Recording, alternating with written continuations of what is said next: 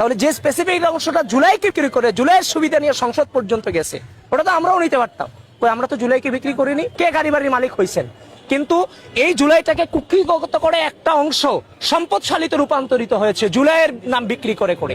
আমি এখনো বলছি, যারা এই কথাগুলো বলে যাচ্ছে বিভিন্ন জায়গায়, সংসদ থেকে অকারণে ওয়াকআউট করে বিভিন্ন সেমিনারে গিয়ে সরকারের বিরুদ্ধে যে হিংসাত্মক আচরণ করে যাচ্ছে, তারা জুলাই সম্পর্কে ততটুকুই বলবে যেটাতে তাদের স্বার্থ বিরাজমান আছে।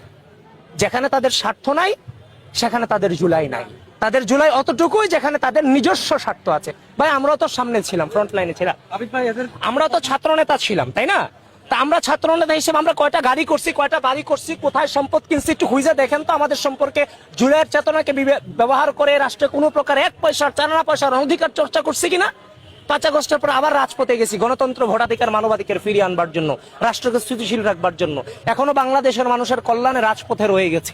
আপনারাও রাজপথে ছিলেন, কই আমরা? আপনারাও বিক্রি করেন না, আমরাও তো জুলাই বিক্রি করি নাই। তাহলে যে স্পেসিফিক অংশটা জুলাইকে বিক্রি করে জুলাইয়ের সুবিধা নিয়ে সংসদ পর্যন্ত গেছে, ওটা তো আমরাও নিতে পারতাম। কই আমরা তো জুলাইকে বিক্রি করিনি। সুতরাং আপনারাও আপনাদের জায়গা থেকেই কোশ্চেনগুলো তুলে আনবেন। কারো স্পেসিফিক স্বার্থে, নিজস্ব স্বার্থ হাসিল করবার জন্য গোটা বাংলাদেশের জনগণকে নিয়ে ছিনিমিনি খেলার কোনো সুযোগ বাংলাদেশে নাই। এটাই শেষ কথা।